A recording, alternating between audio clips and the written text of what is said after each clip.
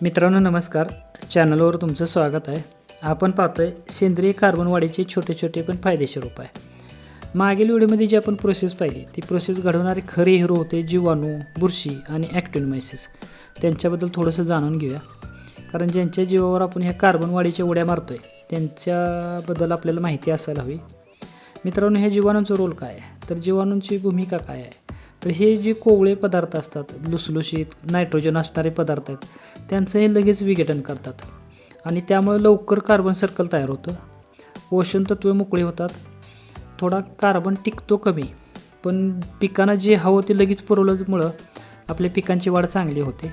जसं आपण नाश्ता करतो तसंच आहे, भरपूर एनर्जी लगेच देतात. मित्रांनो, ह्यांनी विघटन करत असताना ते जे कार्बन खातात तो ह्यांच्या शरीरात साठवला जातो आणि ज्यावेळेस ह्यांचा मृत्यू होतो तोच कार्बन डायरेक्ट स्थिर अवस्थेत ह्युमसच्या रूपात रूपांतरित होतो. मित्रांनो, दुसरं आहेत बुरशी.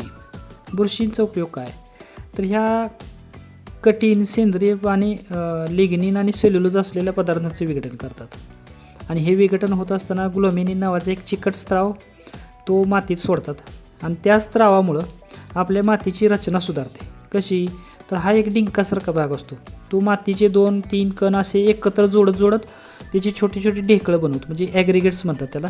ती जी ढेकळं आहे ती बनली की मातीची रचना सुधारते, माती भुसभुशीत होते, मातीची धूप थांबते. म्हणजे अतिरिक्त पाऊस पडला, जास्त मोठा पाऊस पडला की जे पावसाच्या पाण्याबरोबर जी माती वाहून जाते ती वाहून जात नाही आणि कार्बन धरून ठेवण्यासाठी याची खूप मदत होतेच. जमिनीतील सेंद्रिय कार्बापैकी जवळजवळ 15 ते 30% वाटा या एकट्या ग्लोमेनिनचा असू शकतो आणि जो कित्येक वर्ष टिकतो. मायक्रोरायझाबद्दल तुम्हाला माहितीच आहे, तर तीही मायक्रोरायझासारखी बुरशी नुसतं कार्बन स्थिर करत नाही, तर पिकांच्या मुळ्या जिथं पोचत नाहीत तिथं पोचून तिथलं अन्नद्रव्य आणि पाणी मिळवून देतात. म्हणजे दुष्काळाच्या परिस्थिती पण तग धरून ठेवण्याची क्षमता ह्या बुरशींच्यामुळे पिकांच्यात येते आणि पिकांचं संरक्षण करायचं पण त्यांचं काम महत्त्वाचं आहे. हे आपल्या दुपारच्या जेवणासारखं आहे, परिपूर्ण सगळं घटक मिळवून देणारं, एनर्जी देणारं. आता तिसरं जे आहे त्याला ॲक्टिनोमायसिस म्हणतात. तो जो प्रकार आहे तो जास्त माहिती नसलेला आणि दुर्लक्षित आहे, पण मित्रांनो ह्या कार्बन वाढीसाठी हे खूप महत्त्वाचे आहेत. हे जे जीवाणू आणि बुरशी आहेत त्यांच्यातमधला ब्रिज म्हणा, दुवा म्हणा, हे सेंद्रिय शेती किंवा कार्बन वाढीसाठी आपण प्रयत्न करतो आहे त्यांच्यात यांचा रोल खूप महत्त्वाचा आहे. जे जीवाणू आणि बुरशीला जमत नाही ते हे करतात, म्हणजे सेल्युलोज, लिग्निनबरोबर कायटिनसारख्या कठीण पदार्थच विघटन करण्याची क्षमता यांच्यामध्ये आहे. जमिनीची स्वच्छता ही करतात. स्वच्छता म्हणजे कसं, तर यांच्या शरीरातून एक अँटीबायोटिक्स स्त्रवतात आणि त्याच्यामुळं हानिकारक बुरशी नष्ट होतात.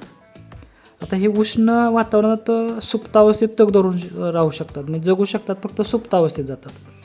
म्हणून तर आपल्याला उन्हाळ्यात जेव्हा पाऊस पडतो त्यावेळेला जो सुगंध रोवळतो का नाही, तो ह्या सुगंधाचा जीवस्मिनमुळेच होतो आणि त्यावेळेला ते सक्रिय होतात आणि ह्युमस तयार करायची शेवटची पायरी यांच्यामुळे तयार होते. म्हणजे शेवटचं विघटन करणारी क्षमता, जास्तीत जास्त कठीण पदार्थ विघटन करण्याची क्षमता यांच्यामध्ये.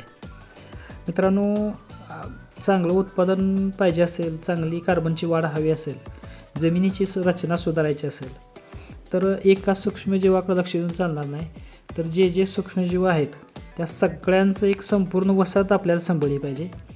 सगळ्यांचं खूप महत्त्व आहे. प्रत्येक जीवांचा एक वेगळा विशिष्ट रोल आहे आणि तो आपल्यासाठी खूप फायद्याचा ठरतो. मित्रांनो, विषय खूप मोठा आहे, थोडक्यात बरंचसं सांगायचा प्रयत्न केला आहे. आपल्याला प्रत्येकाचं महत्त्व कळालं की आपण आवश्यक ते नियोजन करू शकतो आणि अनावश्यक किंवा चुकीच्या गोष्टी टाळू शकतो. मित्रांनो, व्हिडिओ आवडला तर लाईक करा, चॅनल सबस्क्राईब करायला विसरू नका.